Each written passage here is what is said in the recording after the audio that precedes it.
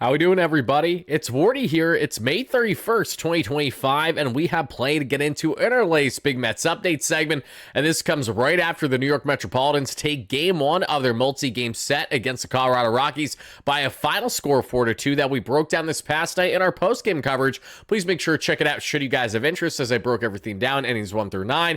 Key takeaways headlined by Francisco Lindor, continuing to lead the way like the true captain that he is for this Metropolitan squad. And today, we're going to get into in our latest Big Mets update segment what is going on with the guys and Mr. Manaea and Paul Blackburn. We heard there from David Stearns and Carlos Mendoza this past day some key insight as to what is next for them, and it's very encouraging news that we're about to get into. From there, we're also going to talk about and share some of the key remarks from David Stearns when speaking on not only Mauricio and potentially what is the next steps with him, and they aren't exactly the same as what they were when David Stearns first spoke about Ronnie a month or so ago, and we'll get into what exactly the difference was. But ultimately, what's going on with Mauricio, what is also going on with the Mets runner and scoring position approach, among many other things that we're going to highlight and share our further analysis as Mets fans about, and share it obviously in the discourse down below in the comments. And to wrap up the show, we're going to talk about Mets pitching prospect Zack Thornton, who has been absolutely lighting the world on fire that we've seen in the minor leagues with some tremendous starts as of late. Just how good is Zack Thornton, and is he a pitcher that is now aligned to potentially be the next stud Southpaw to come out of this organization since a guy like David Pearson? That is what we're going to talk about with our latest farm report and plenty more. So again, thank you guys kindly for smashing that like and subscribe button as you first chime in and letting me know all your initial reactions in the comments down below to today's video. And guys, as always, we got to shout out our amazing sponsors here, not just SeatGeek that has you covered for all your ticketing needs. Check them out by clicking our link and utilizing our promo code WARDY10 for 10% off your next ticket purchase. But also, everybody, as always, we have BetUS, America's #1 sportsbook. Of course, folks, please make sure you're betting responsibly. Should you get involved, I don't implore anyone to partake if they don't feel comfortable or anything along those lines. This is for my sports bettors especially, or if you guys want to dabble in the casino as well. But head over to betus.com.pa should you wish to do so, and utilize our promo code YouTube150. Again, that is YouTube150. That way you two get a 150% bonus on your first deposit, $125 on your second and your third, up to $2,000 for whatever you guys want to bet on. And as you guys can see right here, as we see Kodai Senga there, Rockies versus Mets, total runs plus hits plus errors in first inning, and the Mets there at over 2.5 runs at plus 106, and at over 2.5 there we're seeing at minus 143. I'm sure that meant to say over and under there, everybody. So Kodai Senga again is getting set to toe the rubber here in this matchup, and he also has some fantastic Cy Young odds there that you guys can check out there and BetUS's site should you guys have interest. But again, shout out to them for the latest picks, props, odds just like this that you guys can check out there today. Now, without further ado, let's get right into this. And the first thing that I want to talk about is obviously the important news on the Mets front, because there is obviously key findings that we found out over the past 24 hours on both Manaea and Paul Blackburn. So let's break down what exactly those are, everybody.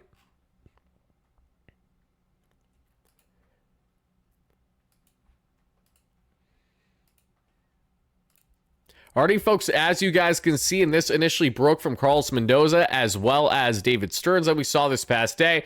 But yes, Paul Blackburn, after allowing, I believe, 2 earned runs over 6 innings in his latest rehab outing there in AAA Syracuse, is set to make his New York Metropolitan return, and he will be returning for one of the games there against the LA Dodgers in that 4-game set. And I have a sneaky feeling that it's going to be one of those first games of the series. I will be, in fact, attending in LA for game 1 of the series between the Mets and the Dodgers there at Dodger Stadium, and I'm so pumped up to be there. So to any of my Cali Mets fans that want to hang out there around the ballpark or certainly at the ball game, look out for your short schmuck boy Wardy, and we're going to be doing live content from the ballpark itself. That's going to be absolutely electric. Cannot wait for it. But may I see Paul Blackburn as a starter for the New York Mets? And if so, should I be discouraged? Should I be encouraged? You know, especially Paul Blackburn against a lethal Dodger lineup. I'm awfully curious to see how that would go if that's how his season debut is going to be, whether it's when I'm going to be there or if it's going to be a different game of that 4-game set, because that's a lofty task, again, for a guy like Paul Blackburn to go out there and face the 3-headed monster and the MVPs and Shohei Ohtani there, Mookie Betts and Freddie Freeman, the reigning, of course, not just National League champs, but MLB champs entirely. So we'll see what happens, everybody. But Blackburn is expected to make his return there and a start for one of those days. So whoever he is basically going to start for, I'm sure the other starter will get pushed a day or so there from their turn in the order, barring changes. And speaking of turn in the order, we have to think of a guy in the Simone Southpaw and Sean Manaea. And when is it finally going to be his turn? And we come to find out that Manaea did in fact throw 20 plus pitches in a live bullpen that we saw, including facing Jose Series working his way back from his leg injury, and plus 15 pitches that we saw in the pen this past day, and this goes back to Thursday, mind you.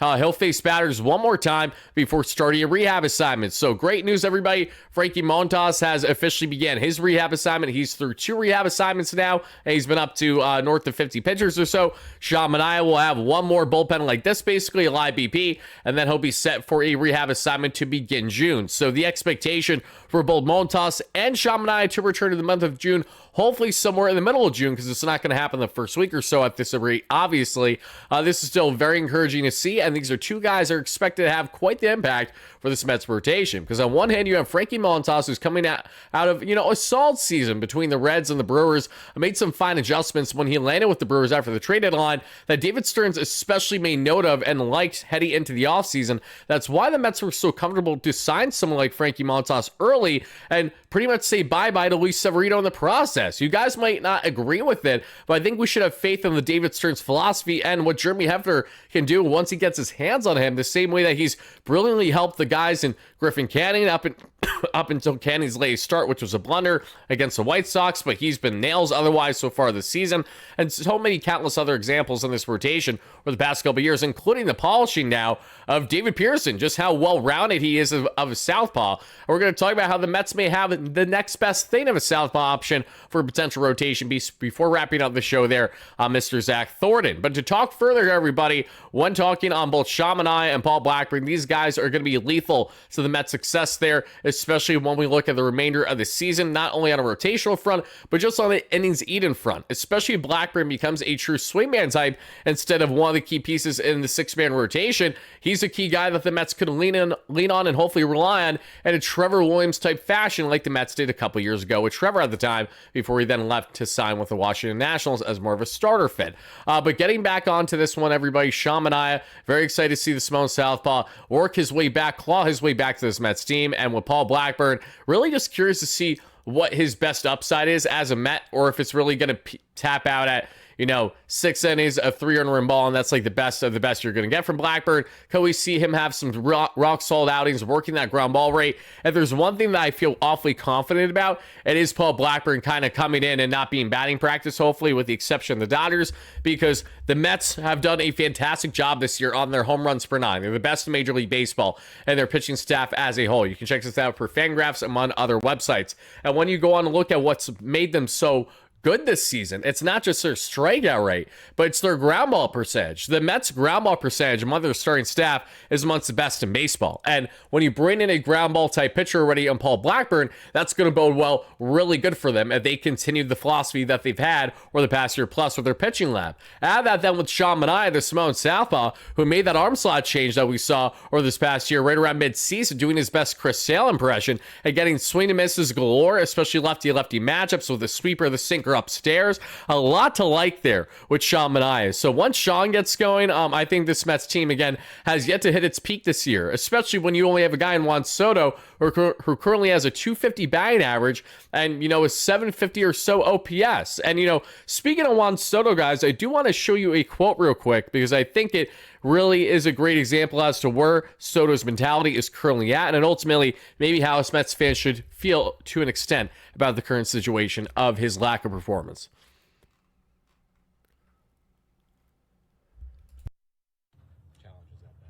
I don't say any pressure. I would say it's more about coming through for the team. Everybody's is hoping I come through, and I want to have the team either way, try to get some wins. And I know I've been struggling, and I haven't been there for them, but I will be. How close do you feel like you are to the point where you can start stacking together games like this? It's a matter of time. We don't know when it's going to come through. I'm just going to keep working on it. There you go. There's the humble Juan Soto just saying we're going to keep working through this and, we're going to get where we want to be. Just a matter of time. And I wholeheartedly agree with Juan Soto. And the easiest reason to agree is not only the track record up until this point, it's looking at the Savant numbers right now, looking at those percentiles and looking at how he's BABIP to hell right now.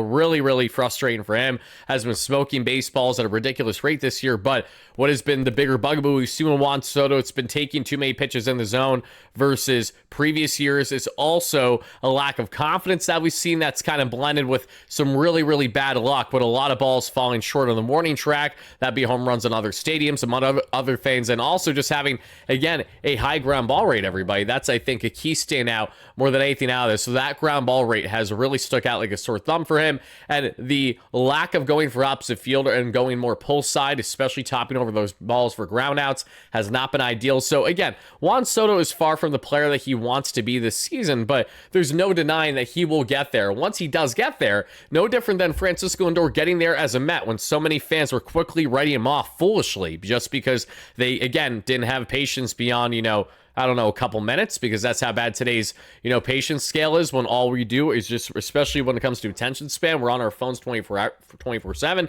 So if you're not interested by what I have to say 30 seconds of the video, you've already clicked off of it more than likely and went on elsewhere, unless you just got annoyed by this tangent, and I digress. But getting back into this one, everybody, just to state the following on Juan Soto, I was happy to hear these words from him, and again, the first game against the Rockies was an encouraging sign. We'll see if that continues into the remainder of the series. You'd like to think that it does, because there's no better team to beat up on than a bottom feeder, bottom dweller rather, than the Colorado Rockies. But that has to be determined. As the Mets, in my opinion, this is pretty much a must sweep. I'm sorry, a team that's not even on pace to win 30 games out of a 162 game season in its entirety does not deserve to win one effing game, in my humble opinion, at Citi Field. So if it does happen, I'll be beyond frustrated as a fan. I will talk about it later on today or tomorrow in one of our, or both of our post-game shows, depending on the outcomes of said games. But going on from talking about Juan Soto, everybody, let's go on to talking about more on David Stearns and Carlos Mendoza, as they had some key remarks to share with the media. So let's get into those.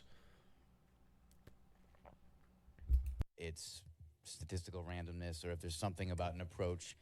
Yeah. When you have a team that's struggling with that for a period, is there anything that can be done, or is it just one of those things that resolves itself? Yeah, we talked a little about this the last time I was here as well, and so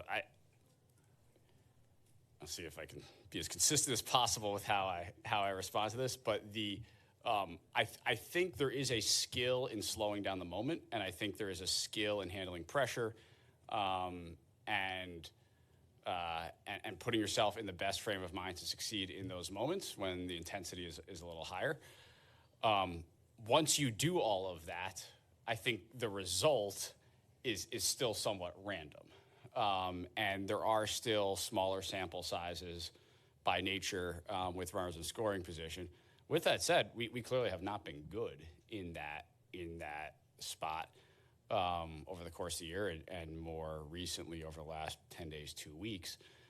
And so I do think we have to start from the position of, is there something we can control? Is there something we can look at to get better? We're certainly doing that work, that investigation. Our players are extremely aware of this, and sometimes you wonder, is that actually a good thing or a bad thing, to be as aware of this as they all are. So yes, I think performing in high pressure situations is a skill that can be learned and improved over time and with experience. But there are some times that even if you have that skill and are doing everything right, that the results aren't going to follow. So I like the straightforward answer there by David Stearns, especially, emphasizing the importance on handling those high pressure cooker type situations. If you guys have been following the platform, well, we've emphasized, one of our endless post-game shows that we've covered in each of the past number of seasons and postseason run for this Mets team. We have always emphasized the importance of handling high pressure, high leverage, 2 out runner in scoring position, runner in scoring position. Again, various types of statistics, you name it, but are all on the front of handling, again, those more high leverage situations. And that's been the Mets' demise that we've seen countless times in years past. I mean, that was Pete Alonso's entire demise until Devin Williams finally gave him a pitch to suggest otherwise on the wild card. And then he has been a man possessed pretty much since then. We're very grateful for that as fans. But then when you look at other key situations, it's just been so Jekyll and Hyde. And I understand every single team in baseball goes through their fair share of runners scoring position woes, but the Mets are currently in a class, again, only trailing the Colorado Rockies out of the National League right now in batting average, which is horrendous, as well as maybe the Pirates. If not, the Pirates are ahead of them by now in team batting average with runners in scoring position. It just, you can't do that. I'm sorry. Like, the Mets can't be somehow 35-22 and not play close to their best baseball, and that's how much their pitching has carried them. We're beyond blessed and grateful that the lab has done this without Frankie Montas or Sean Manaea. I mean, we can never doubt the lab or David Stearns' moves for the foreseeable future, because he just smacked us across the face with, I know more than you, buddy. Just listen up. I grew up a diehard Mets fan. I've always wanted to be here. I have all the knowledge to back it. I have the great personnel around me to make it all possible. So I entrust David Stearns for rightful reasons, and you should too as Mets fans. But when it comes to the runner scoring position, this is a constant issue we have seen. Every year in my fandom, I feel like the Mets go through absurd stretches of these exact type of woes. And the rare situations where they don't in years past, they haven't had the balance from the offense to the pitching. So we'll see what happens going forward, but this is something that we beated the drum on all season long, every single post-game show. We will continue to do so until something's remedied there. If something is not changed rather drastically, maybe considering Ronnie Mauricio eventually for the lineup should the issues continue.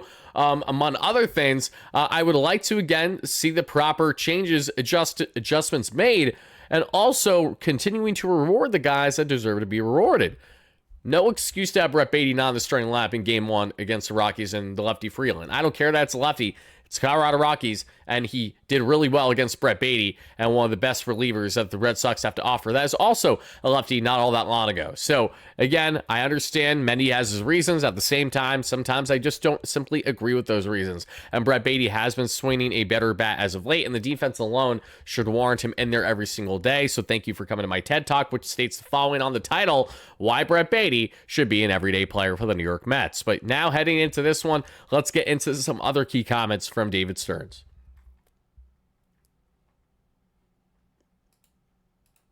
Ronnie Mauricio is off to a really good start in AAA, but given that he hasn't played baseball in so long, what do you guys need to see from him in AAA to know that he's back to what he was? Yeah, he's doing a great job, and number one is health and getting him back and building up the volume, and we're continuing to do that.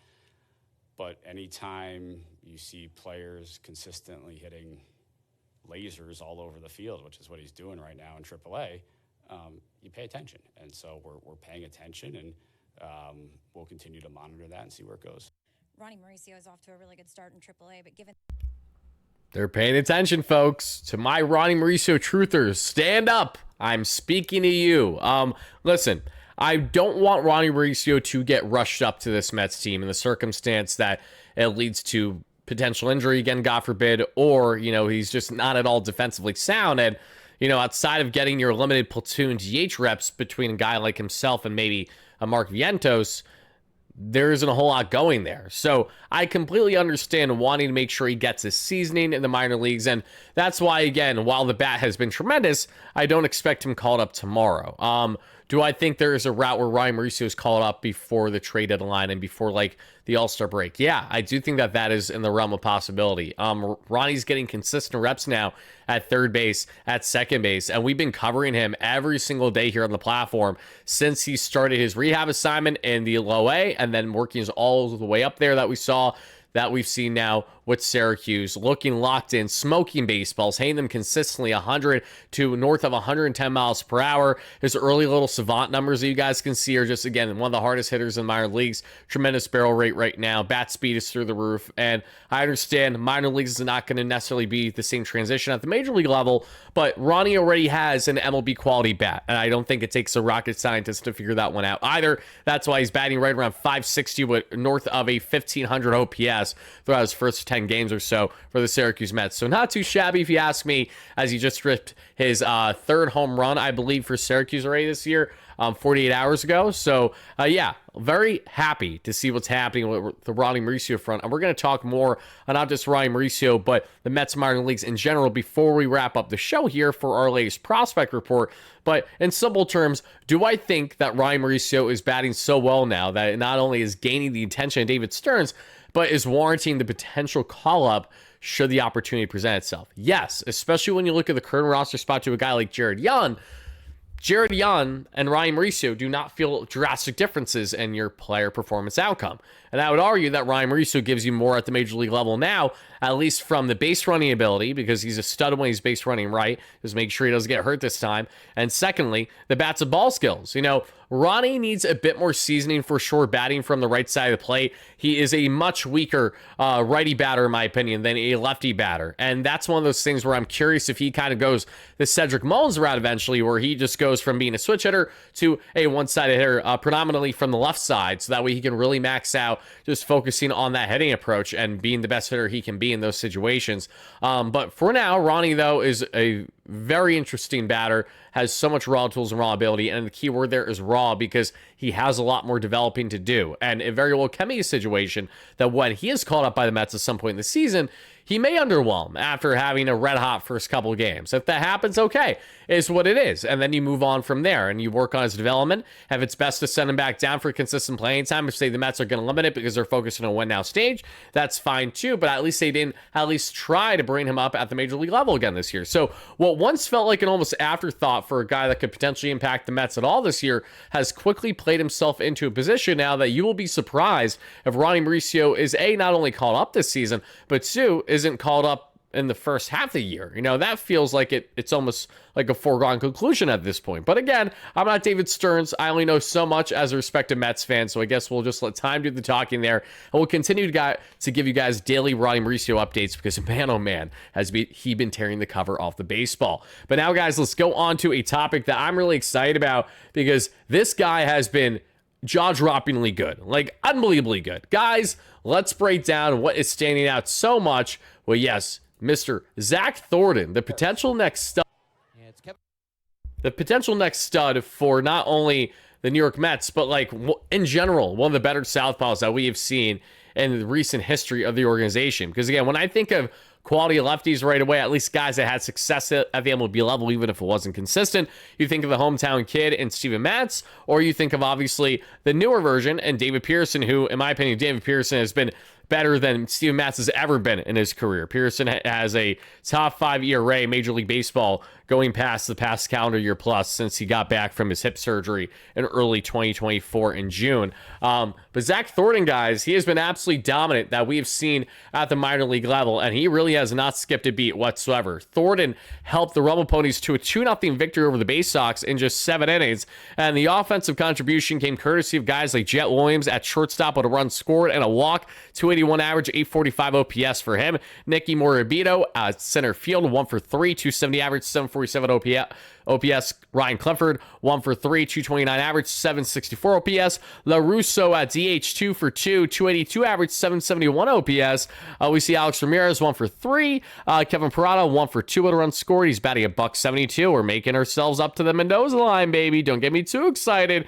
All jokes aside, though, not a lot to be desired there on the offensive end. But Zack Thornton, guys, 6 innings, 2 hits, 0 earned runs, 2 walks, 8 strikeouts. This comes after a hitless outing his last time out there. And Zack Thornton, he is now down to a 2.3 ERA for the quality lefty. And man, oh man, how can you not be excited about someone like him? Zack Thornton is one of these arms that's kind of coming out of nowhere, at least for the casual viewers in the minor league front like myself, where I know more of my experts out there that have really been following these draft picks since they were first acquired by the Mets. You know, they kind of saw the writing on the wall here. I know my guy Ernest Dove especially has saw the writing on the wall. He's talked with Zach in the past, you know, among other people that have been in the prospect space and the Mets space as well. But man, oh man, Zack Thornton, just unbelievably impressive in his latest outing. And when we take a look at exactly what you're getting at with him and his arsenal, everybody, let me highlight the following for you guys. I just want to type this in properly because I might not do it right because I'm a dummy, and that's okay. Here we go, Zack Thornton. Okay, guys. In his last 24.1 innings, he's allowed 9 hits, 2 runs, 26 strikeouts when combining his last hitless outing and what we just got there. His season ERA now, when we're looking at it overall, or at least I should say here with the Rumble Ponies, is 1.56. But overall, I believe it is 2.30. Just, again, unbelievably good. I can't get over how dominant Zack Thornton has looked thus far. And he looks like a piece that, again, not only is going to skyrocket in the minor leagues for the Mets right now, but could enter that top 3, top 4 echelon that we've talked about in the past of what is currently Jonathan, Brandon Sproat, Noah McClain, because Zack Thornton find himself up that list. I think Jack Weniger is worthy of being in that conversation to a degree, among others as well. Again, the Mets have an abundance of arms, and it's kind of crazy how this time last year, Buster Olney, being the schmuck that he was making an article on how the Mets didn't have a future and didn't have a future in the farm at all when it came to their pitching staff. I mean, wow, color me shocked. A guy who doesn't do his homework, didn't know anything there. I digress, everybody. But Zack Thornton, I would love to know your thoughts about him in the comments down below, and what you think is most interesting about him and what he brings to the table for this Mets team as a lefty option. I mean, just one more time, looking at the highlight there, especially how it comes over top. It's a quick, easy release.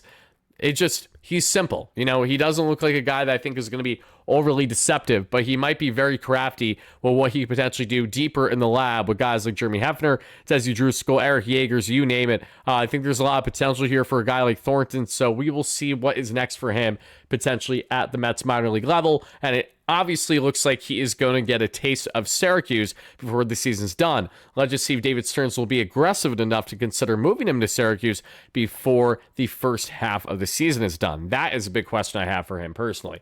But strike 3. Again, very nice stuff. Sorry, guys. Let's get back onto the main slide here. And before I get out of here, let's talk about the rest of the Mets minor leagues here just for a hot second. Let's put up here the highlights again from this past night for you guys to watch, should you guys have interest in that. But let's head over to the Syracuse Mets game as they lost 8-5 to the Iowa Cubs. And offensively, Drew Gilbert finally got some offense going because Gilbert has not been hitting well at all. But it moved it to the 2-hole there in center field. He balls out 2 doubles on the day, 6 on the season with an RBI, 211 average, 655 OPS. John Singleton got in on the offense as well, a 2-for-4 game there for the big first baseman. 3 RBIs, 220 average, 812 OPS. And that's pretty much all she wrote. No Ronnie Mauricio in the lab today as he's been playing, every other game basically. So that's another key test for him that I should have emphasized earlier there. He has not been playing in back-to-back games consistently yet. He's been pretty much playing, especially if he has a day on the field. He's been getting an off day, and then he will be in there the next day. So he will be in there for whatever game the Syracuse Mets have this Saturday, for example. That's pretty much it on the offensive end. Justin Hageman gave up 3 earned runs over 3 innings, 1 walk, 3 strikeouts, just under 8 ERA, but that's okay because Hageman was fine when we called him up. Dominic Campbell sadly did not have a good outing in multi-inning relief. 3 earned runs across 3 innings, 3 strikeouts, 3 walks, 4.55 ERA. Anthony Ghost not looking too hot as of late there. Southpaw option, and Syracuse allowed 2 earned runs in 1 inning, 4.82 ERA. Ty Adcock, scoreless inning, flat 3 ERA on the season. Heading over to the Brooklyn Cyclones because we already broke down the Rebel Ponies for you guys. Let's get into the lays here for Brooklyn, specifically on their 3-0 win over the Ironbirds. Because offensively, Jesus Baez is staying red hot with his 5th double this season. Baez is up to a 282 average and an 808 OPS. They're commanding shortstop. Jacob Reimer, in my opinion, one of the hottest batters, if not the hottest batter thus far outside of Ryan Mauricio in the Mets minor leagues there at the hot corner. 2-for-2 game with 2 runs scored, an RBI, 331 average, and over 1,000 OPS. When are you going to call up Mr. Jacob Reimer to the realm of ponies? It's got to happen soon. Marco Vargas at DH went over. Carson Benjamin leadoff at center field, the 2024 first-round pick, went 1 for 3 with a 305 average and 935 OPS. Boston Barrow, who I like a lot at second base, went 0 for in this one, unfortunately. Swear, who I like a lot at catcher as well, went 0 for 1, but did have a walk. He's got a 235 average, 829 OPS, and he is a Bronx native too, so really cool to see him playing in Brooklyn right now. Dome went 3.2 innings, a 3-hit, 0 earned run baseball, 1 walk, 4 strikeouts, 3.86 ERA, and Marsh there in 1.1 innings of relief, 3.46 ERA on the season after having a scoreless outing today. St. Lucie Mets, guys, as I said in my video this past day, and I'll say it again, very impressed with their start to the season. A 28-21 record. I feel like the St. Lucie Mets have never been good in my lifetime up until this season. But that is a testament to the Mets' depth that they have on the farm. Davison Gutierrez, big game that we saw for him. 3 for 5 with 4 runs scored, 222 average, 661 OPS for the Venezuelan catching prospect. We saw Willett there at first base, 2 for 3 with 6 RBIs on the day. Are you kidding me?